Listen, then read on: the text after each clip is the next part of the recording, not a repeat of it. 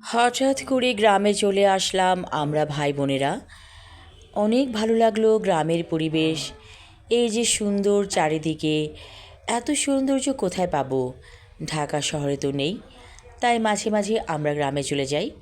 আমাদের সুন্দর পুকুর ঘাট, পুকুর পাড়, তারপর এখানে অবারিত মাঠ ঘাট প্রান্তর, সব কিছু মিলিয়ে এক অসাধারণ পরিবেশ। মনে হচ্ছিল যেন মনের মধ্যে জমে থাকা বিপুল পরিমাণ আবর্জনা নিমেষে ঝরে গেল এখানে এসে। এই যে হাঁসের প্যাক প্যাক ধ্বনি, এই ধ্বনি আমাকে রীতিমতো অন্য মাত্রায় নিয়ে গিয়েছিল। আর রাতের বেলা শেয়ালের ডাক, সে এক অদ্ভুত অনুভূতি। অনেকগুলো শেয়াল ক্রমাগত ডেকে যাচ্ছিল। ভালো লেগেছিল সব কিছু মিলিয়ে। গ্রাম বাংলার প্রকৃতি অসাধারণ সুন্দর। এই সুন্দরের কাছে এসে ভুলে যাই সব ব্যথা বেদনা। প্রত্যেকটা মানুষের মধ্যেই কিছু না কিছু কষ্টবোধ আছে, দুঃখ আছে। যখন এই গ্রামে আসি তখন এই দুঃখগুলো যেন কর্পূরের মতো চলে যায়, বিলীন হয়ে যায়। অনেক অনেক ভালো লাগা এই গ্রাম বাংলায়। অবশ্য শহরে না গেলে মানুষের জীবন তো পরিবর্তিত হবে না, তাই গ্রাম থেকে মানুষ শহরে যায়। কিন্তু গ্রামে আসলে অনেক ভালো লাগে। ছোটোবেলায় যখন আমের মৌসুম চলতো তখন আসতাম গ্রামে, বস্তায় বস্তায় আম নিয়ে যেতাম ঢাকায়। আমাদের বিশাল আম বাগানে এখনও অনেক আম হয়। সেই গাছগুলো অনেক অনেক পুরনো, তারপরেও তারা প্রচুর আম দিয়ে যাচ্ছে বছরের পর বছর। এই যে দিঘিতে হাঁস ভেসে বেড়াচ্ছে,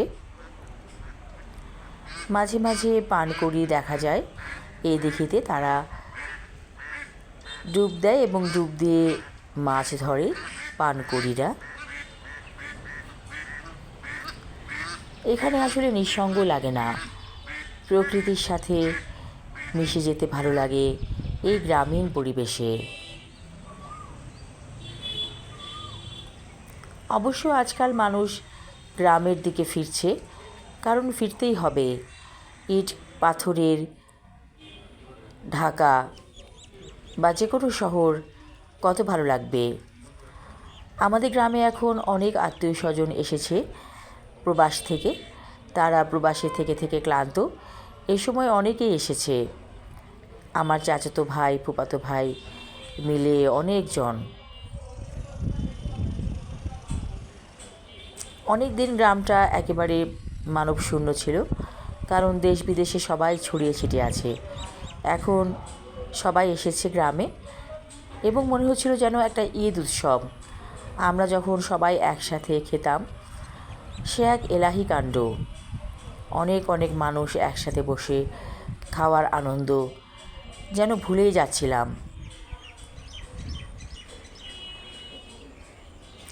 গ্রামে এসে মন প্রাণ উজাড় করে ঘুরেছি ফিরেছি, ভালো লাগায় ভেসেছি। এই যে আমার হাতের বাঁয়ে ভুট্টার ক্ষেত,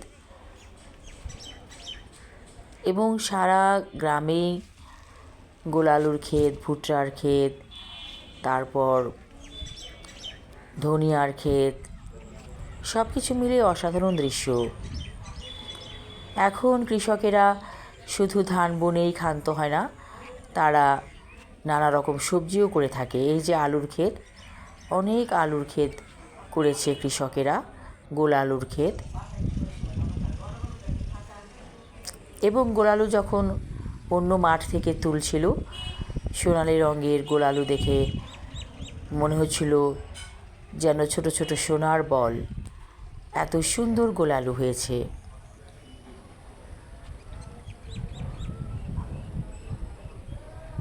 গাছ থেকে কচি ভুট্টা খাওয়ার আনন্দই অন্যরকম।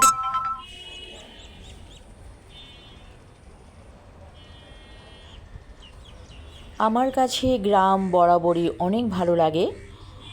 গ্রামে এসে আমি সত্যি একটা অন্যরকম আনন্দ উপলব্ধি করি।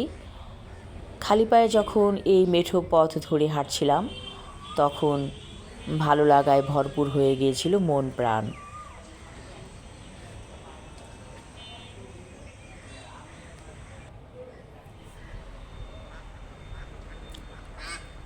মাটির সাথে মিশে যাব একদিন আমরা সবাই। মাটি থেকেই আমরা এসেছি এবং মাটিতেই ফিরে যেতে হবে। আমরা তো মানুষেরা মাটির তৈরি, যার কারণে মাটির কাছে এসে মন উদাস হয়ে যায়।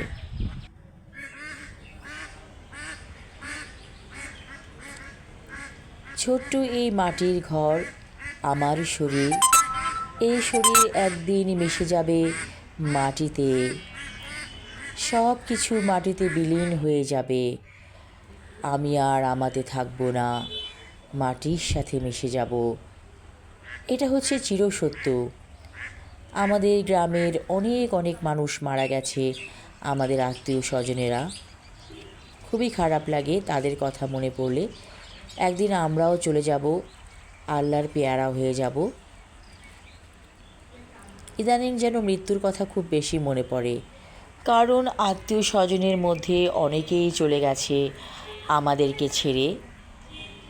আমাদের পূর্বপুরুষ যারা ছিলেন তারাও চলে গেছে, তারাও এই গ্রামে হাঁটাচলা করত, খাওয়া দাওয়া করত, সুন্দরভাবে জীবনযাপন করত। তারা আজ নেই। তারাও এই মাটিতে হেঁটেছিল, এই মাটিতেই তারা ঘুরেছিল, ফিরেছিল, ফসল করেছিল, আবার লেখাপড়ার উদ্দেশ্যে দেশ বিদেশ করেছিল। তারা আজ নেই, আমাদের পূর্বপুরুষেরা। তারা ছিল, তারা নেই, আমরা আছি, আমরা থাকবো না। আমাদের পরবর্তী জেনারেশন থাকবে, আবার তাদের চলে যেতে হবে, আবার নতুন করে আবার মানুষ আসবে। এটাই হচ্ছে আসা যাওয়ার খেলা। যখন এভাবে ভাবি, তখন মনটা অনেক শান্ত হয়ে যায়। মনে হয় এই তুচ্ছ জীবন নিয়ে আমরা কত বেশি বাহাদুরি করি, অথচ একদিন মাটির দেহ ছেড়ে চলে যেতে হবে, মাটিতেই মিশে যেতে হবে।